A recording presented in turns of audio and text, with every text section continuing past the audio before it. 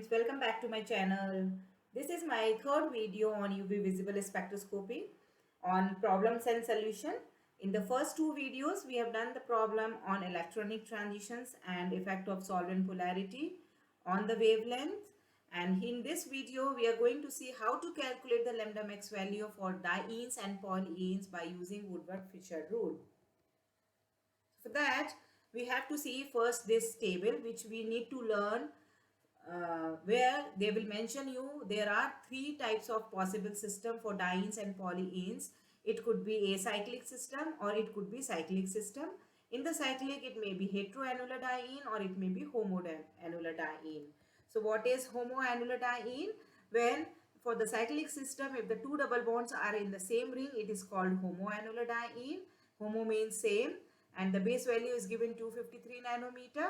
And if the two double bonds are in the separate ring, then it is considered as heteroannular diene. Hetero means different. The base value is 214 nanometer. Similarly, for acyclic system, it is 214 nanometer. As we are talking about dienes and polyenes, it has the pi electrons and sigma electrons. Pi to pi star transition will be more intense and which occur in near UV. So we are talking about the pi to pi star transition here.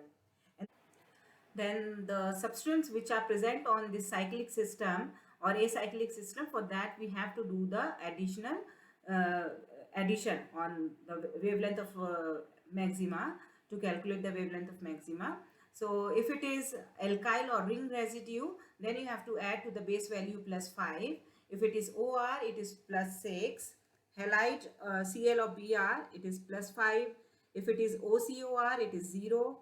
If it is extended conjugation, plus 30. Extended conjugation means apart from these two double bond, if you have any additional double bond in conjugation, then you have to do plus 30 for each number of conjugation. So if it is one extended, plus 30. If it is two extended apart from these two, plus 60, like that. And if it is exo double bond, it is plus 5. We will see what is exo double bond. This is applicable for the cyclic system. And if the exo bond is with respect to the two ring, then it is plus 10. Now we will see the problem where we are going to calculate the lambda max value for various polyenes. In that, this is a very first example, and if you notice this structure, it is the conjugated polyene system where you have OCOR as a substituent which is on the conjugation which is present. Now as you can notice here, in this you have two double bond in the same ring as well as in the different ring. So it is homoannular as well as heteroannular. We will consider it homoannular because it has a higher value. So we will be having the base value 253 nanometer here. Now how many ring residues are present? To calculate that, we will see how to find out the ring residue. For that, you just cover all the conjugated double bond like this, and the sigma bond which is just outside the conjugation is considered as a ring residue. So as you can notice here, the three red marks, if you can notice, this sigma bond is just outside this double bond, so it is one ring residue.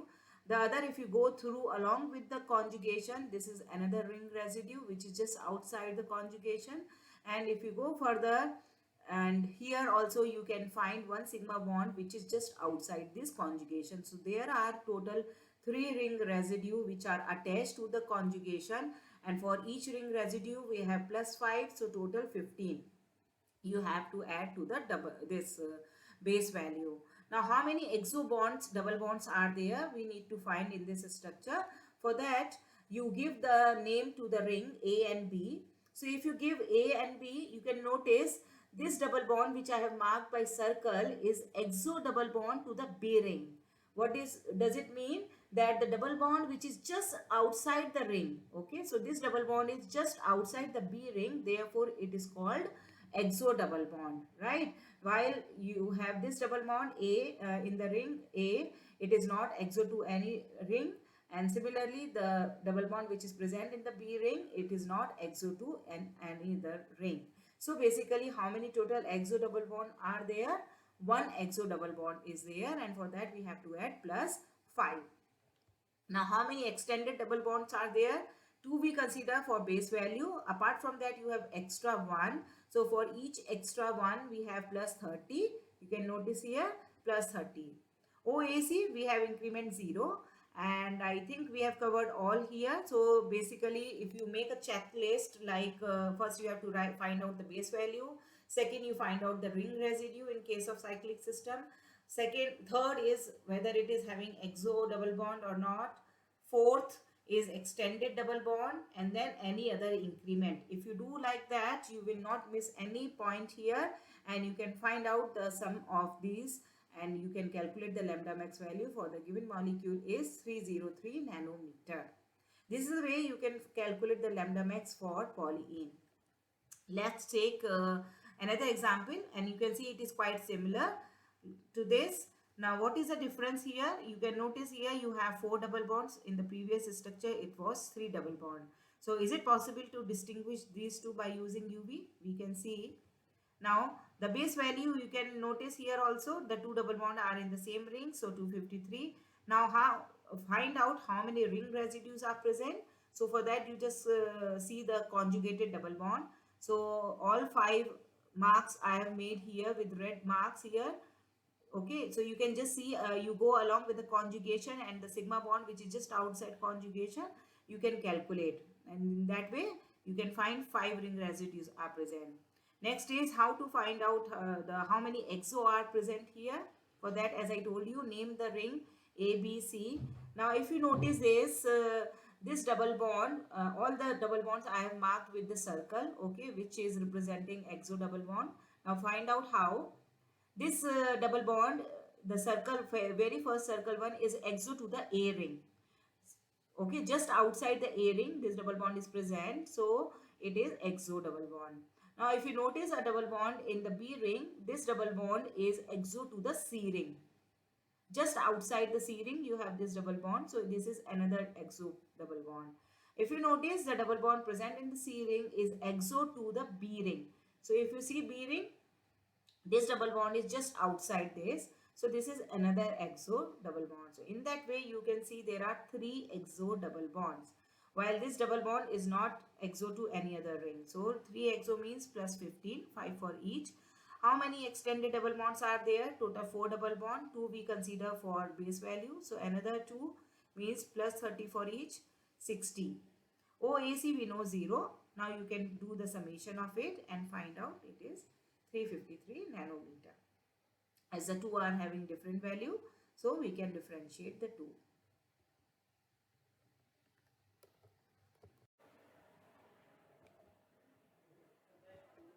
Now this is the next problem.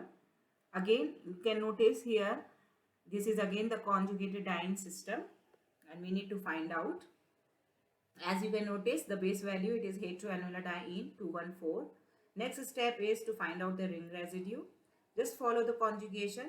You can see there are total 3 ring residue and 1 alkyl group. Okay, so this is considered as alkyl. The value is the same, 5 for each. So I mentioned separate category. And how many exo are there? So if you see, name the ring. And we are focusing on the ring where the conjugation is present. So we don't need to see the other ring where you don't have any double bond. Okay, and this acidic group is not going to affect on this lambda max value as it is not there on this double bond. Okay, so you can notice this exo double bond which is exo to B ring. So 1 exo, and you can find out the lambda max value here. Similarly, if they ask you these two are quite same structure, whether we can distinguish these two by using UV, you can just find out. This is now homoannular diene, and you can see all things here, how to find out ring residue and exo, and finally the lambda max value. You can notice the two are different, and so we can differentiate the two. Acyclic system, base value 214, 1 extended 30, that's it, so 244. Now whether we can differentiate the two, homoannular 253, 1 extended, plus you have along with that 2 ring residue 293. So there is a difference. You can differentiate by using UV spectroscopy. Now there is one more, and you can see homoannular, base value, extended conjugation, ring residue, double bond, and 303 is a value here. So all the three are having different value. You can differentiate it. So now next problem. So these two systems seem similar. Is it possible to distinguish the two structure by using UV spectroscopy? The method is the same. You have to find out the lambda max value and see whether it is different or not. So if you notice, in the first case you are getting 234 nanometer, in other case 229. Since it is different, you can differentiate the two molecule by using UV spectroscopy. Next, again, the three quite similar structure. Again, they are asking whether these three can be differentiated by UV spectroscopy. So for that, again, you have to find out the lambda max value and see whether it is different or not. Same method like we have done the previous problem, and you can see now 229, 268 and 239. Since each case it is different, therefore we can differentiate by using UV spectroscopy. Now this problem, you can again, same question, whether we can differentiate. So you can see here 234 and 244, we can differentiate these two. And you can compare the two structure. In the previous case, there is no exo double bond, while here the two double bonds which are present just outside the ring is considered as the exo double bond. Therefore, you have plus 10 value for this molecule, and so it can be differentiated. In this molecule, you can just see this is again the conjugated diene system where you have OH as a substituent. Now this OH, since it is not present on the conjugation, will not affect the lambda max value. Both OH will not affect because it is not present on the conjugated system. Similarly here, so you can calculate the lambda max value by using the same method. You have to find out the base value. You have to see how many extended conjugation that are there in case of ring residue and exo double bond. You have to find out all these things and calculate the lambda max value. This is the last problem. Again, whether we can differentiate. You can notice the difference. Yes, because here you have the 3 alkyl group as a substituent, and so we can differentiate. So guys, that's it for today. In the next video, we'll be solving the lambda max value for alpha beta unsaturated carbonyl compound by using Woodward-Fisher rule. Till then, happy learning. Bye.